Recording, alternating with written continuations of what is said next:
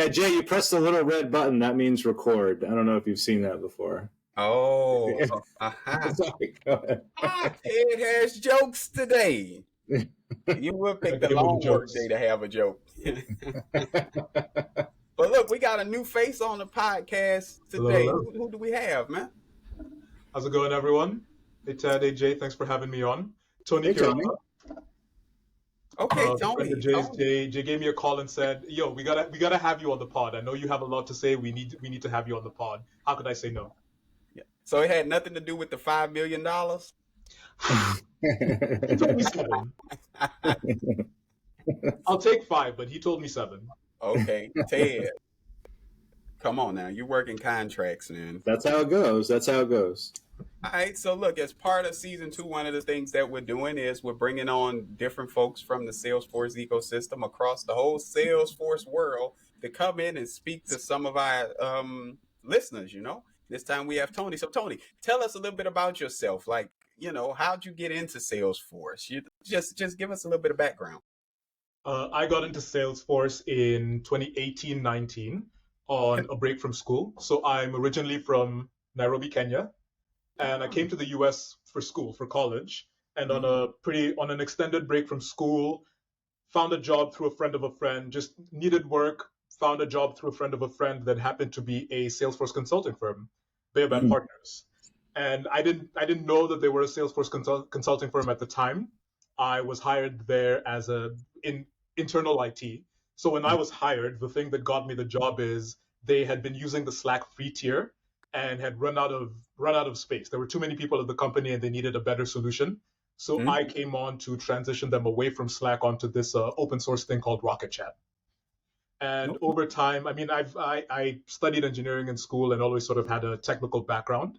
And Baobab happened to be a Salesforce consulting firm. And so when I joined, they saw something in me and said, this guy looks like he could solve problems for our clients. So let's get him busy.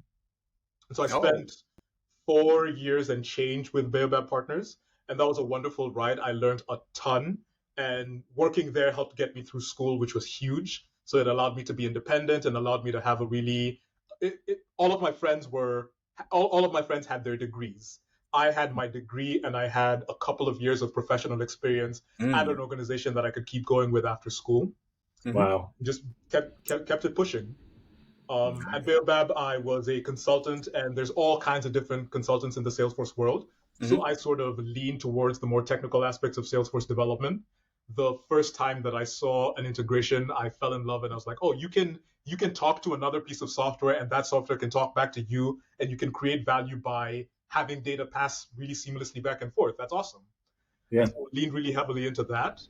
And at some point got tired of consulting. It is a grind. It does take a lot out of you. And decided I wanted something different. So now I'm a developer at Boston Beer Company. You might have heard of them. Sam Adams, Angry Orchard, Twisted Tea, Truly et al.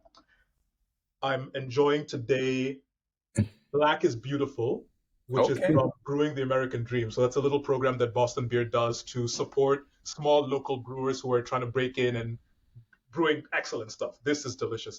I don't know when or where they'll have it in stores, but Black is Beautiful, definitely check it out.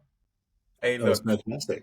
I see you signing up for a sponsorship gig too. I see you. Well, I tell people I'm a software developer, I'm a software engineer, but at the end of the day, my job is to sell beer. So I got to promote the product wherever I am. Okay. So look, you said you're a software developer, and usually when you're in that field, I won't say the world is your oyster, but you do have a lot of flexibility in technology, right? So you gave us a little bit of the background of, why Salesforce or how you got into Salesforce, but why did you stay? Because once again, you had the degree, you had the experience, so you weren't necessarily tied to Salesforce. So what about Salesforce made you want to stay in the ecosystem? Well, it's funny because the answer to that question has changed over time a lot. There's a thread that stays the same across the board, but and then it sort of goes in and out as the journey continues. I'd say I'm really lucky that I found the Salesforce ecosystem when I did, because in school I was split between, do I want to go pursue something really heavily technical? Do I want to be an engineer? Do I want to be a software engineer? Or the other side of it was, do I want to like get into management consulting, which is something that a lot of the people that I went to school with did. And I thought about management consulting a lot. And what it always came back down to is this feeling of, okay, so I'm just going to go into a company and make some recommendations and make a really pretty PowerPoint and leave. That felt unfulfilling. So Salesforce was the best of both worlds because I could go in and make a difference in an organization, but at the same time, so go in and interface with an organization and really understand their needs and how do we drive value? How do we sell more? How do we be more efficient? How do we integrate processes so that our data is less inconsistent? And then I actually get to build that thing. So when I leave, the thing that I built stays with them. And I've written code. I assume that every line of code I've ever written still lives somewhere and still does some work. Of course. Yeah. So that to me was really compelling. And then over time, it became, okay, so I'm doing this Salesforce thing. What else is out there? And a big part of taking the job at Boston Beer for me was being close to other software developers, people who work in C#, people who are software architects, not just Salesforce architects, people who think about infrastructure and think about scale, that kind of thing. There's no guarantees that I'll stay in the Salesforce ecosystem, but I will definitely stay in software, and Salesforce is a great way to be in software for me. Okay, good. So you mentioned, you've written a bunch of lines of code. They're staying with their company. So what languages are you proficient in? Or would you say you're proficient in? I've been having this conversation a lot with people lately because proficient is an interesting thing. Just a couple of days ago, this was Friday, I was on a stream with a good friend, Tom Patros of Red Argyle. Shout out to Tom. And I hopped on Tom's stream. You can't do that on Salesforce, to build a little pet project of mine, a little hobby project. And Tom and I kept going back and forth. I've forgotten so much Apex syntax. I have to Google the string class and its methods all the time.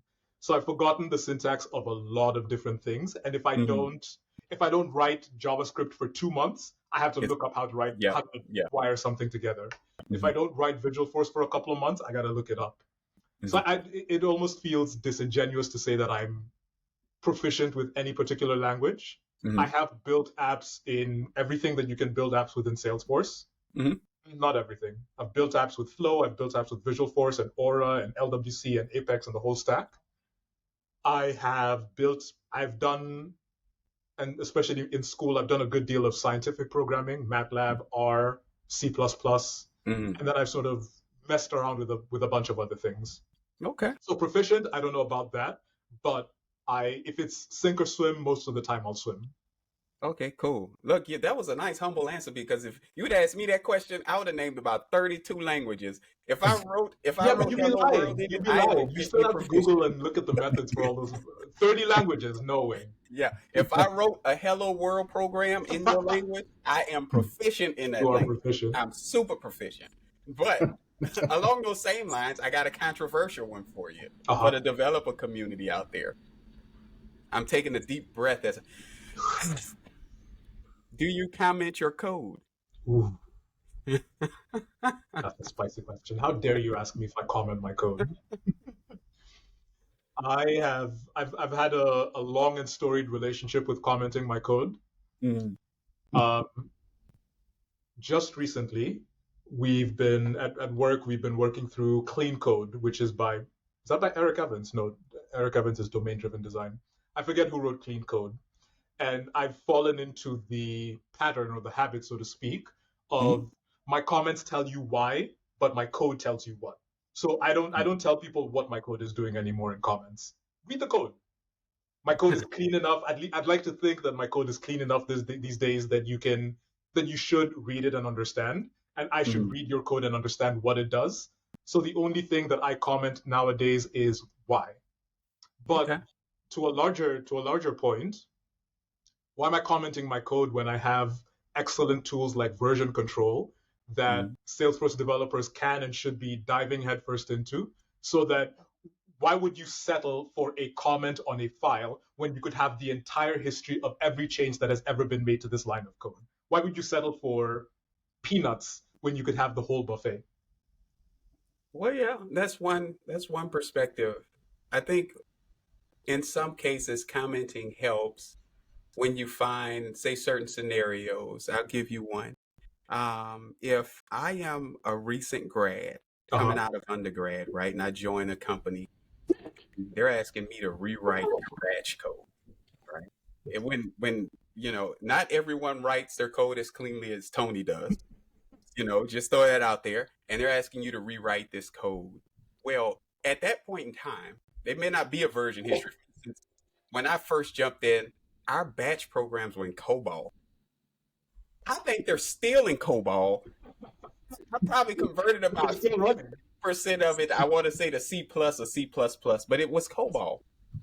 And when you look at a lot of those legacy languages that aren't taught anymore in the universities, you're working off a Unix box, you want all the help you can get.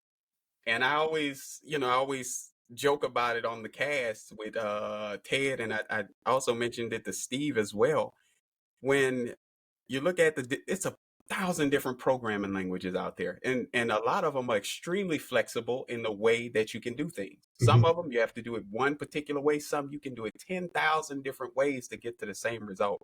COBOL, what? COBOL is superstructured. If you have a space that is off, the thing is broken. It is done. And needless to say, all that. Look, I'm rambling again. Ted, you got to keep me honest. All that to say, I think it's kind of scenario based. While some of those tools are available, in some cases it may be beneficial. But another big thing with the boom in AI, that's going to bring a lot of changes into the lives of developers, right? Because now you have machines that can write the code. I can use natural language to tell it what I want, what it is that I want, and it will produce me that line of snippet of code that's almost plug and play. So it's going to be interesting to see how that's leveraged in the future, especially in the technical world. So you guys are just letting me run off. Jump back to you, Tony. So look, Tony, what are your thoughts on AI from a developer perspective? Well, it's funny because Jay sort of laid out the history from a COBOL batch script all the way to having ChatGPT write a snippet of code that is plug and play. That's 50 years of history that he just compressed into one. And you make a really good point that when you are thrown into a new code base that you need, when you're thrown into a new situation, that, like you said, you need all the help that you can get. And having just a one-liner that says, here's what I was trying to get to, so that you can rebuild it or you can refactor it, does definitely go a long way. I think the flip side of that is learning to write better code. So on one hand, it's, can I write code that is so expressive that it tells you exactly what it's trying to do, so that I don't need a comment? And it's not a clear one way or another. It's funny that you brought up AI. So I don't know that I've mentioned this anywhere. This will have come out by that time, but I actually am speaking at Trailblazer DX, which is happening next week in San Francisco. Oh, great. My topic is 5 mistakes not to make, or 5 mistakes to avoid as a Salesforce admin using artificial intelligence. Now, me personally, I don't have strong opinions on anything, AI in particular. I try not to have strong opinions on things because that's how you end up awake at 2 a.m. scrolling on the internet getting mad. But the one opinion that I do have is AI is a tool, it's not a solution. So when you talk about, I write a comment, GitHub Copilot can fill in the blanks, it has to be filling in the blanks. It can't be thinking on my behalf. If AI produces, if the output of the AI is not something that I can vet, verify, and confirm is correct, then that's not a good way to use AI. And in practice, that's what I found. When I saw a really good comic that had this graphic up the other day. If I'm trying to get from point A to Z, and along the way there's these little gaps, just little dips in the road that I don't know how to cross. Great use case for AI. Hey, ChatGPT, write me a method that does this particular little thing that I'm not exactly sure how to structure. ChatGPT writes the code, GitHub Copilot writes the code. I read through it and I say, oh, A+, that's exactly what I was thinking. I just didn't have the syntax to say it. A+. Hey, ChatGPT, I've never written a line of code before. Would you build me a program to run my e-commerce website? oh, you are dead. You are asking for trouble. Yeah. Good point. Good point. So, look, I have my phone up looking at some of the questions, but data plays a huge part in it. We were just talking about the AI ML stuff. Data plays a huge part in Salesforce, right? The way it's set up. So, would you rather have really good data? I mean, really clean, hygiene, structured data, and a horrible org design? Or vice versa? You'd rather have a premium premier Salesforce org designed nice to the T, but the data is horrible? Or would you like to go to dinner with Steve Mo? Like which Well, it sounds like any one of those is a 10-hour commitment minimum, right? Well played. Good data, bad org.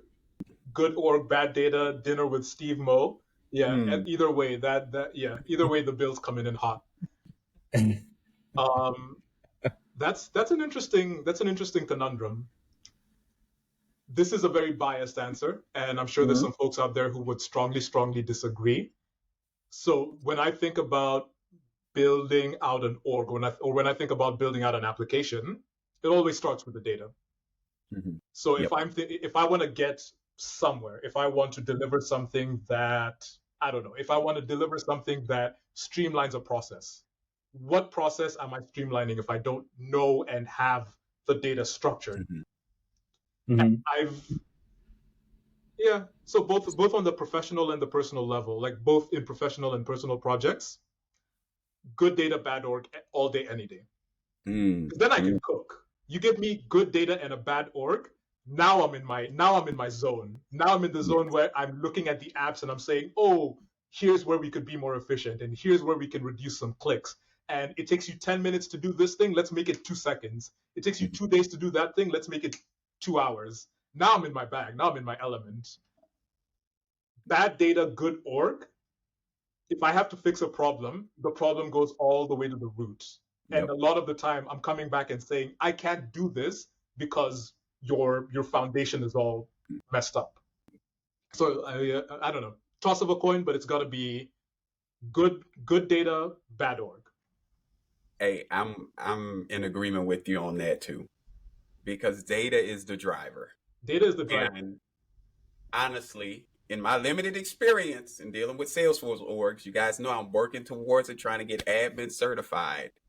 But just based on what I've done so far, I would say the amount of time coding, understanding that it would take to massage bad data into a hygiene state through the ETL process and everything would be astronomical in comparison would take just as long as dinner with Steve Mo. Look, me and Steve, we're already on the calendar for dinner. We just got to get the date and make it happen.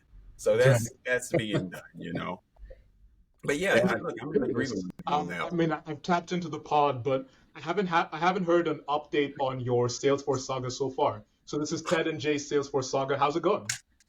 Tony, first off, you just won yourself a repeat trip here. That's what I'm talking about. You are not just being interviewed, you're throwing questions back. So look, I'm glad that you asked that. As a matter of fact, I am working through, I'm on flows right now. You're on flows right now. I'm doing flows, and I just wrapped up a platform event. Well, do a platform event trigger, then tie it back into a flow to update records. So that's kind of where I am in the process. Like I said, I think for me, it's really about understanding the connection with terminology between, say, an Oracle, RDBMS, and Salesforce. Because those flows and those triggers that are in Salesforce, I ken those to triggers in the database. I'm used to working in the database. So I see how they tie into each other. So to the point that you made, when I see that, I feel like I'm cooking. I got my chef hat on and I'm cooking in the kitchen, getting it. So definitely making some good progress. I'm looking to take this test and smash it. Hopefully I can get to it next month. It's been some crazy life stuff happening. As you guys saw before the podcast, had some stuff going on the phone. But it's been some crazy things happening, but I'm definitely into it. I have to catch Ted. Ted got like 19 degrees in 2 months. Like 19 certifications in 2 months. Every time we have an update, Ted is telling me about a new cert he has. So 19. You can schedule 19 certs in 2 months, let alone get them. At some point, WebAssessor kicks you out and says, "Hey, get out of here." Yeah. Yeah, Jay. Actually, you bring up a good point that I want to bring Tony into the conversation too on this, which is you're coming at the Salesforce world from an angle where you've got this development background. You're kind of up a bunch of steps, right? And then you're getting into Salesforce. A lot of basic stuff is coming easy to you because you have that sort of background. What you were just saying that you were working on doesn't line up with the admin certification. So you're working, like, there's not going to be how do you build a flow in the basic level admin certification type stuff. So I'm raising that. I'm wondering if Tony's seen this too with user group and people you've talked to, or even things that you've done with some of your certifications, like finding that balance of like what you're interested in and what is new to you, so you're interested and you're learning it, versus the certification that you're focused on, and lining those two things up. You know what I mean? Because you might be learning a bunch of stuff that is really good long term and big picture, like that's much better for you, versus some of the lower level stuff that might be more on point for a certification. You know what I mean? So what you mean?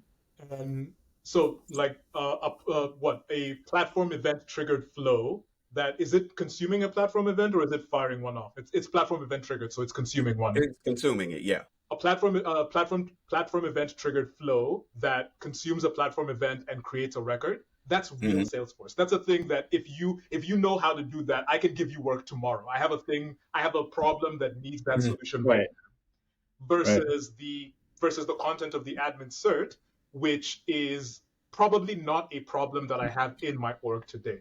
So there is that balance, and I think I'm very biased here, and I'm very biased here, and I probably shouldn't speak on this because I speak, brother, speak on it. I got into the ecosystem, and I was very lucky to do so without having a cert or needing a cert. And that became a consideration way down the line. I got my first Salesforce certificate, I want to say 3.5 years after working in the ecosystem. And at that point, platform event trigger flow to create a record was my bread and butter. That was my day-to-day. At that point, I had built integrations in Apex, and I had structured orgs, not from scratch, but I had structured entire orgs. And so when it came to getting the cert, it was boom, boom, boom. Versus the way that a lot of people approach it, where getting the cert is the big hill that you have to overcome, and then you're into the ecosystem, and then you're flowing. So I'm very biased in that regard. Like if I'm interviewing someone, I really don't care if you have any certs. Talk to me about record triggered flows, Show me that you can build. Show me that you can understand. Show me that you can consider. The cert is just a marker of some baseline knowledge. But I think I can say with some confidence, because I've done my admin. I did the big three. So I did my admin, platform app builder, and PD1. So get your foundation. And then started to think about, okay, do I want to do some consultant certs?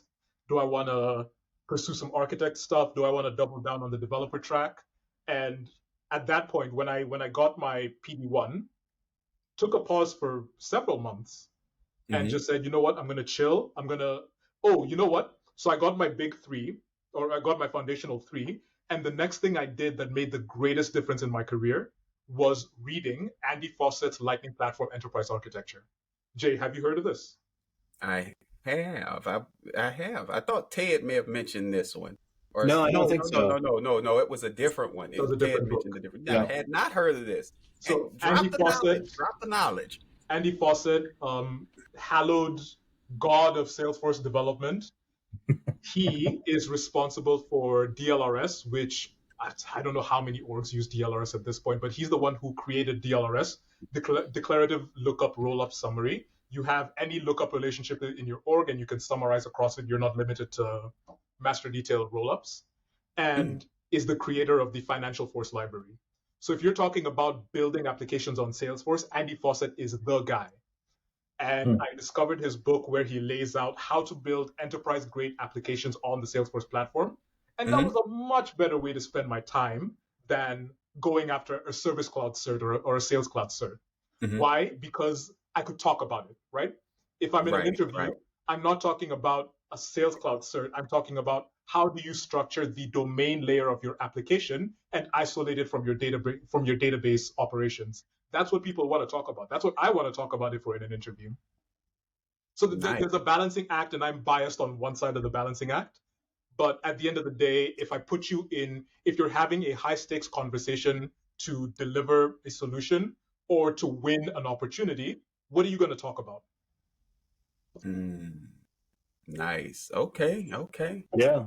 And I think, but I do agree that there's a balance, because at the same time too, a certification can show somebody that you have the self drive to kind of jump in and to learn something and to take it to that nth degree. And when you do have multiple certifications, you know what it takes. Like like as you know, it's not the end all be all, but it does show something. But for sure, even that said, like shout out to certifications.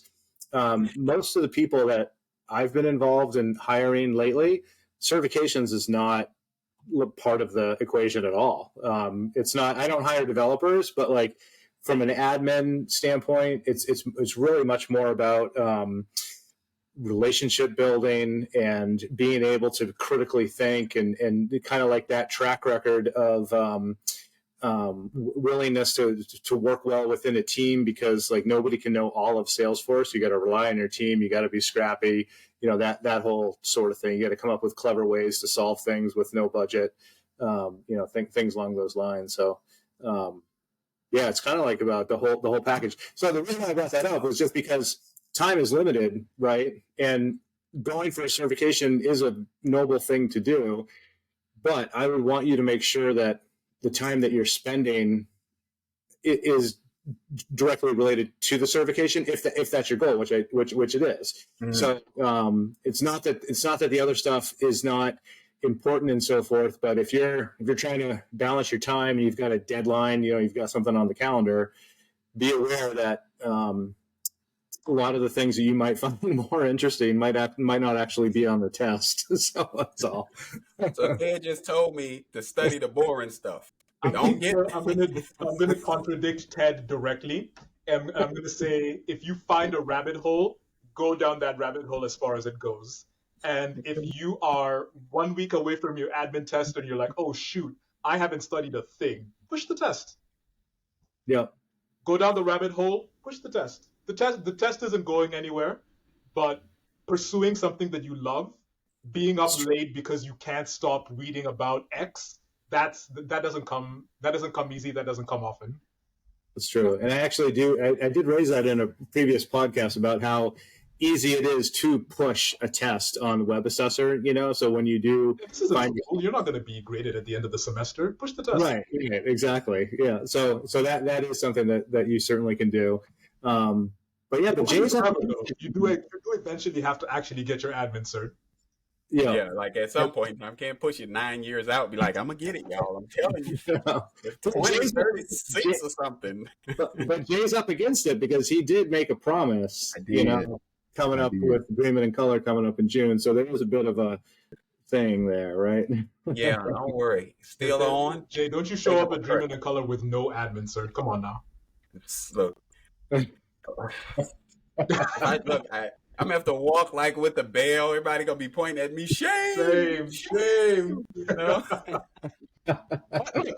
that being said, I'm gonna switch gears. So, Tony, couple months ago, Ted was dealing with an issue where he had an invisible object that he could not track down to save his life. He finally was in the shower, had the bar of soap, and said, "Aha!" Went to work the next day. got it knocked out. So with that being said, when you're faced with tough challenges or tough problems, like how do you approach them? Like what do you do to make sure that you stay level-headed, focused, and approach it, I guess, objectively? Approach it objectively. Yeah. Huh.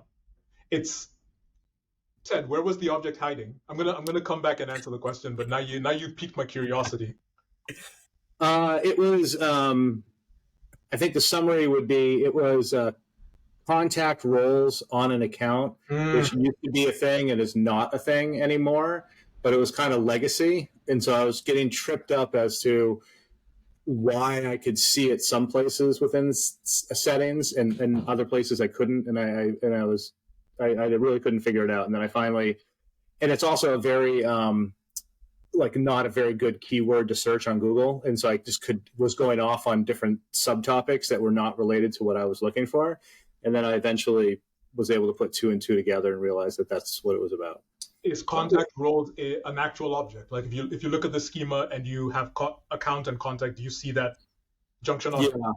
Yeah, but it's not related to accounts anymore. It's only related to opportunities, I believe, or something along those lines. I forget the exact details, but they when they enable the new function, when it's not new anymore, but when they enable the functionality of a contact being able to be connected to multiple accounts at the same time, that took away the need for that to be available on accounts. Gotcha. And so so if I was looking at an org that wasn't so old, then it wouldn't have come up. But that's what that was about. No, that checks out. There's always things hiding. Just today, Apex sharing reasons was hiding from me. So if you are going to do manual sharing, you don't have to do it in Apex, but if you're going to manually share a record programmatically, whether it's I did it in Flow, if you're doing it in Apex, you can provide a reason, and you can create custom reasons to share a record. I want to share a record because I'm the admin and I say so. Mm-hmm. But you can only do that in Classic. So if you want to create a custom Apex sharing reason, the only way to do that today is to switch into Classic. You can't find it anywhere in the Lightning interface. So there's stuff like that hiding all the time. But Jay, back to your question about how do I deal with situations where an object is hiding from me. I'd say personality-wise, that's a element of my personality that has worked really well for me because I'm a digger. I'm a digger, and if you tell me that something is wrong, that gets my gears turning, and that's a big reason why I've leaned towards development, and I think why I've succeeded as a developer, because I like the error logs. I spend my time in the error log reading step by step. Okay, so this variable was initialized and it was added to the heap here, and then it went over and it did that thing, and then it went and it threw an exception. I love that. I love this new level of nerddom. This is wonderful. He's in the logs, my guy. I'm in the logs. I'm in the forums. I'm in the. Where else have I been? Oh goodness, where else am I? I like to trace things and trace things all the way to where something might have gone wrong or where something might have been hiding, and that's just a personality trait of mine. If you I get in trouble about this all the time at home. I'm sure you can relate. I come home and my wife wants to tell me a story and I'm there trying to solve her problems, but she didn't ask me to. Yeah. But I can't hear a problem and not want to solve it. Right. Yes. Yeah. I think that's a guy. Like my wife, she doesn't say, she come, hey, I'm having this, that, and the other. She just wants me to listen to it. Yep. I'm like, well, why don't you? She's like, I didn't. Man, exactly. Okay, my bad. But that's kind of innate. It goes there.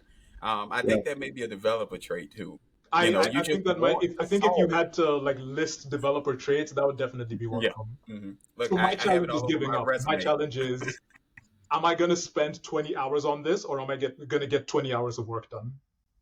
Yeah.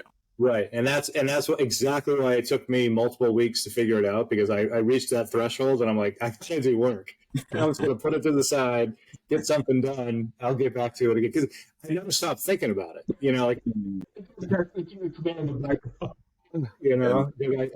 Those unanswerable things. It just bugs me constantly. But and it didn't help that I kept poking Ted either, saying, hey, Did you find it? You have an Did you answer? find it? You have a little stick. Did you find it? You know. Jay, So so you're studying for your admin cert. You yeah. have prior experience as a software engineer. Why aren't you going the developer route? Well, as Ted kind of alluded to, you know, it was an incident that happened at Dreaming in Color. I remember. I watched the episode. Yeah. Well, so that was the big in front the stage event. There was one that happened at the table. Ooh, so there was a this is young the behind the lady scenes. that was at the table with us, and she works for Salesforce. And she was telling the table about how they were restructuring the test starting on X date, and that the new test would be, you know, a bit challenging. And everyone around the table, oh, well, yeah, it was hard when I took it, this, that, and the other. Me sitting there in my developer brain, like, it's not that hard. I bet you I could knock it out. And they just kept going on about it. So I said, you know what? I'm going to take it and pass it just to take it and pass it. I just want to throw it out there, you know? But I like that. I respect that. Come back. So when I say I can't show up without this cert, I'm less worried about the Tiffany Spencer piece of it and the stage. I'm more worried about that lady that was at that table who I told her I would go in there and pass her test. Because if I come back without that cert saying I passed that test, then it's no telling. This may be my season 2, may be my last season. Ted, y'all ain't never seen that. So yeah, but that's kind of where it is. So, but I'm not going to stop at the admin cert. I will say I have been enjoying my time learning Salesforce in the ecosystem, the way it's presented. I think my background kind of helps me in a lot of cases, because once again, as I'm going through, I'm seeing stuff that you're seeing the parallels. I know, like, you know, I know it well. So I'm definitely going to go and get a couple more certs. Plus, I can't get one. And I told you, Ted got 19 in like 3 months. Ted got all of his certs. Ted has been doing this for like 17 years. He got his certs when you had to mail in an exam, mail in a piece of paper. It's not the same. It's not the same. I know. I just got on my horse and I rode to the post office. I went, no, guys, there's no certs when I started. Like, that whole concept didn't exist. No, but I was saying stop, because can we just have you have one challenge or 2 challenges at a time? You got the speaking at Dreaming in Color. You got the first certification. You just said it. You're going to do multiple. Let's just do one at a time. Yeah, no. I'm not making any more promises to anybody else about, hey, when I come back, I'm going to have 6 developer certs, 2 associate certs, and all that. And Ted, you missed 2 promises. So there's also the promise of the monitor smashing when I pass the test, right? And the potential wearing of a Monopoly Man monocle. That would be awesome. I gotta go back. So, I gotta go back into the. You gotta go see that. I gotta go back into the archives and find this. Yeah, because if I show up looking like the Monopoly Man, I don't want you to be shocked, Tony. I want you to know why. So if you hadn't caught that episode, go check out the cast and catch that episode. There's and hey, look, about that, right? Yeah, like mustache and all. But before we close, there is one other thing that we'd like to kind of get your opinion on. Yeah, sure. For someone, like you mentioned, you know, you were in school at the time and you were able to get on-site experience that really kind of helped. In my case, I had a previous career as a software developer. So coming into Salesforce, there were several principles and terms and things that I was familiar with. What advice do you have someone that would be coming into Salesforce fresh? Very limited knowledge around technology, from the perspective of program and database management, anything like that. Where would you, like, what advice would you give? Where would you recommend that they start? Take a second to think about that one. All right. This is the safe space, right? You have editorial carte blanche over the podcast. Yep. If you say kill it, it's getting cut out. Ha! So I don't know if you would have seen this. This made pretty big headlines on Salesforce Ben recently. So Salesforce Ben had an article, I want to say it was written by Ben himself. And the headline was, "The age of easy Salesforce jobs is over." Yeah, I've seen that. Yeah. I was very interested in the article, and I read through it, and he basically describes him joining an organization as a Salesforce admin, barely had passed his admin cert, barely had passed his admin cert, barely had gotten hands-on with Salesforce, and was able to get into to an organization and build from there. And then he contrasts that with the myriad folks who are struggling to break in today. And I interact with these folks all the time through the user groups or just online, and I see the struggle, and my heart bleeds for the struggle, because it's not that people are lazy and it's not that people are not proficient. It really just is a question of the market having changed. And it's not just hitting entry-level folks. The market as a whole has shrunk, and unfortunately that hits entry-level folks or folks trying to break in the hardest. So the market has shifted, and I don't think it's fair or reasonable to deny that reality. So the question is, in the face of that reality, how do I then proceed? Right? I think number one, don't put all your eggs in one basket. So part of this whole I'm not a Salesforce developer, I'm a software engineer thing is I need to make sure that my eggs are not all in Salesforce's basket.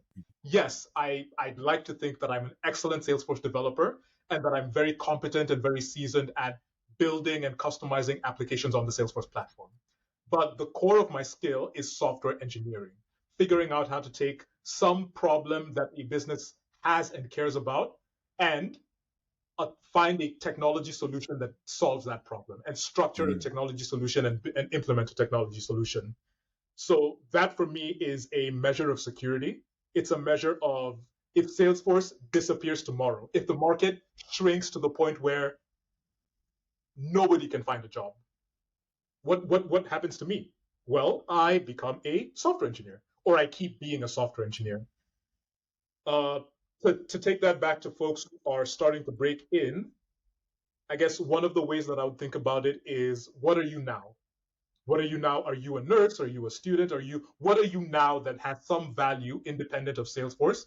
And how do you hold that as you try and break into the ecosystem? Because it's going to take longer, and it might not be the golden goose that it once was. So that's one thing. Don't put all of your eggs in Salesforce's basket. And then the other thing, and I was invited to the Nairobi Trailblazer group, and they asked me a similar question. The other thing is, learn to do the hard stuff. Learn to do the stuff that is not. So no, this wasn't you. That harder admin exam, pass it.